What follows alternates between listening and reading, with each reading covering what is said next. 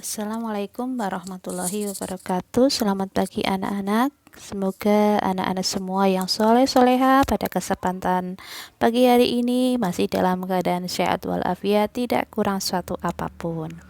Pada kesempatan pagi hari ini kita akan belajar fikih ya, yang berkenaan dengan makanan yang halal.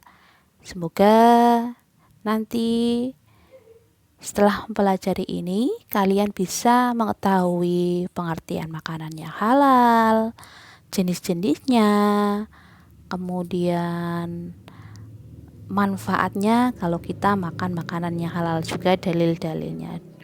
Nah, sebelum kita mulai pelajaran, mari kita mengawali belajar pada pagi hari ini dengan bacaan basmalah bersama. Bismillahirrahmanirrahim.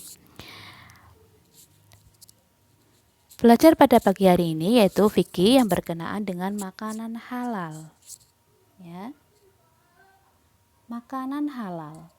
Apa itu sih makanan halal? Ya, menurut bahasa, kata makanan itu berasal dari kata makanan, sedangkan dalam bahasa Arab disebut dengan kata at-ta'am ya, atau at-imah, yang artinya makan makanan.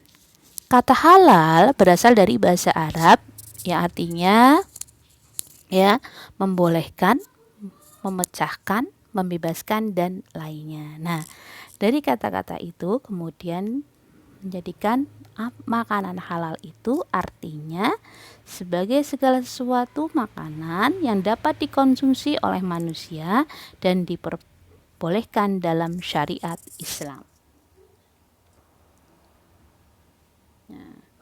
Kemudian, hukum makanan halal. Pada dasarnya, segala sesuatu yang diciptakan oleh Allah sebagai manusia adalah mubah atau dibolehkan. Dengan kata lain, bahwa semua makanan pada dasarnya adalah halal. Ya, artinya ya. Ini ada hadis. Nah, ini hadis dalil yang merintahkan tentang makanan halal. Wa kulu mimma razaqakumullah halalan thayyiban wattaqullaha alladzi antum bihil mu'minun. Artinya, dan makanlah makanan yang halal lebih baik dari apa yang Allah telah rizkikan kepadamu, dan bertakwalah kepada Allah yang kamu beriman kepadanya. Itu surat Al-Maidah ayat 88. Macam-macam makanan halal. Macam-macam makanan halal, yang pertama adalah halal karena zatnya. Hal pertama yang harus diperhatikan dalam menentukan kehalalan suatu makanan adalah zatnya atau bahan dasarnya dari makanan itu dibuat. Ciri-cirinya yaitu makanan yang berasal dari binatang maupun tumbuhan yang tidak diharamkan oleh Allah, jelas. Jadi makanan itu bisa dari tumbuhan, bisa dari binatang, tapi yang jelas itu dihalalkan, dibolehkan. Kemudian makanan itu dijelaskan dalam Al-Quran dan hadis bahwa itu halal. Kemudian bermanfaat bagi pertumbuhan dan kesehatan manusia. Apabila makanan itu kita makan, itu mengandung manfaat dan menjadikan badan kita lebih sehat. Kemudian tidak merusak badan, akal maupun pikiran. Tidak kotor, najis, dan tidak menjijikan. Berarti kalau makanan itu sudah menjijikan, berarti tidak boleh dimakan. Berarti itu sudah hukumnya tidak halal lagi.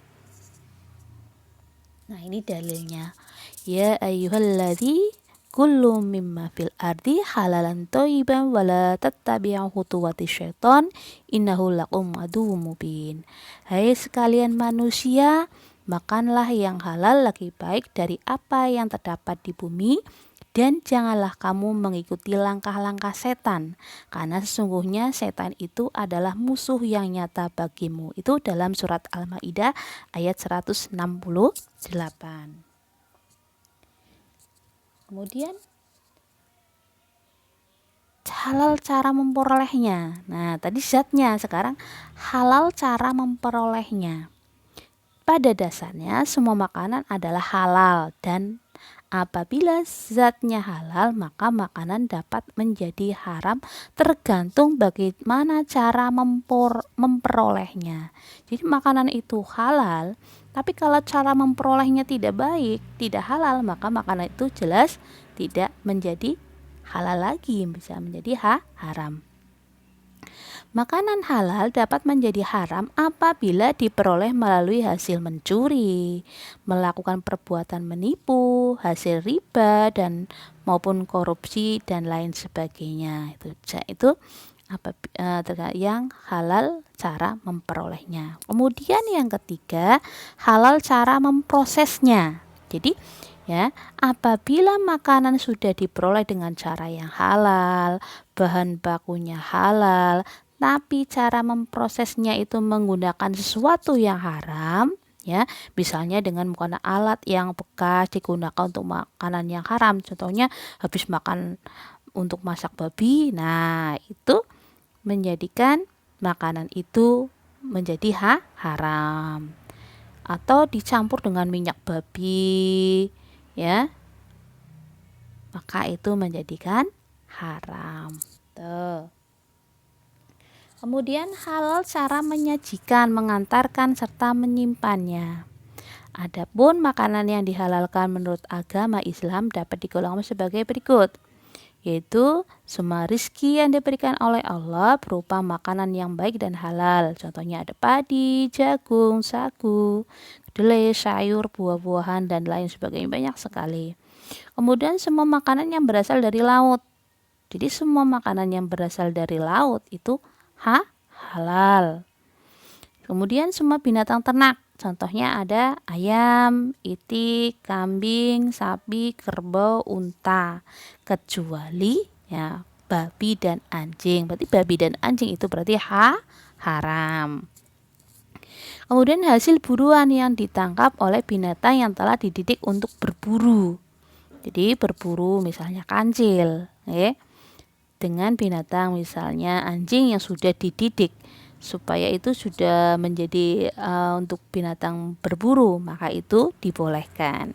Kemudian semua jenis binatang yang hidup di air, baik air laut maupun air tawar, semua jenis binatang. Jadi semua jenis binatang yang hidupnya di air, baik itu air laut kemudian air tawar, itu halal. Kemudian bagaimana cara kita membiasakan mengkonsumsi makanan halal? Berikut cara-cara yang dapat dilakukan agar kita terbiasa mengkonsumsi makanan yang halal. Yang pertama, jelas membeli bahan makanan dari tempat terpercaya atau sudah terjamin menjual bahan makanan yang halal.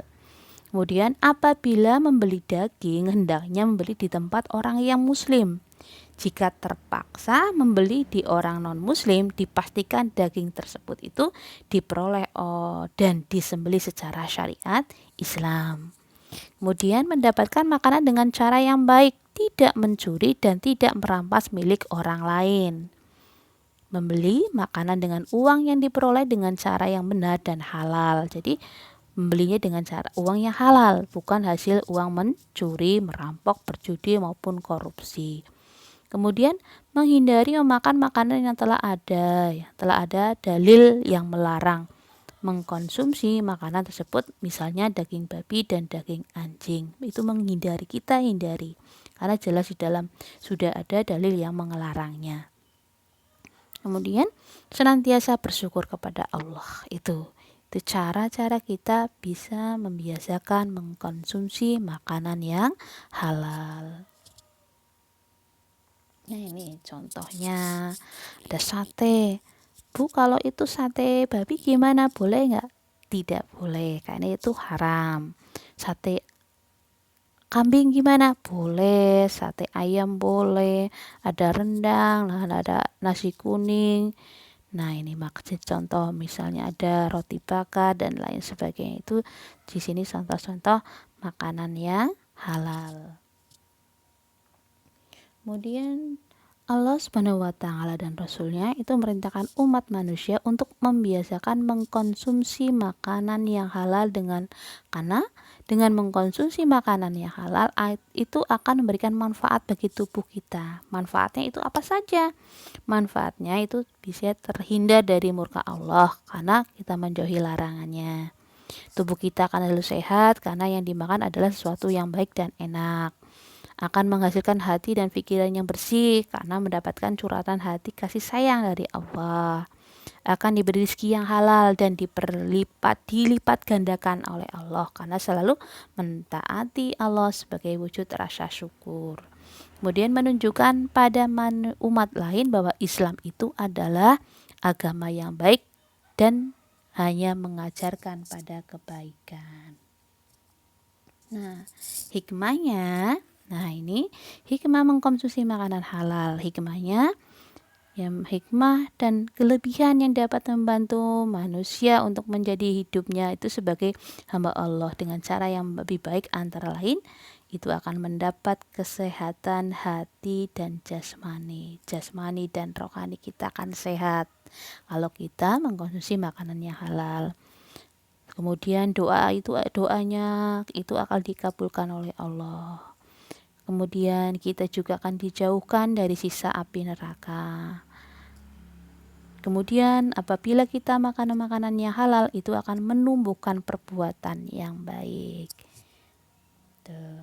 Tuh berkaitan dengan materi yang Bu Guru sampaikan berkaitan dengan makanan yang halal.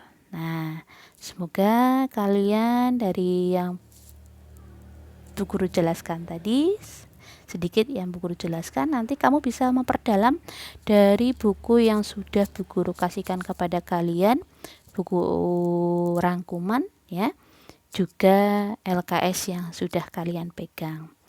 Mungkin hanya ini yang Bu Guru sampaikan. Nah, untuk tugasnya nanti Bu Guru akan share di grup berupa bit.ly ya, nanti tolong dikerjakan. Hanya ini yang Bu Guru sampaikan. Kita akhiri belajar pada pagi hari dengan bacaan hamdalah bersama. Alhamdulillahirobbilalamin. Wa taufiq wal hidayah. Wassalamualaikum warahmatullahi wabarakatuh.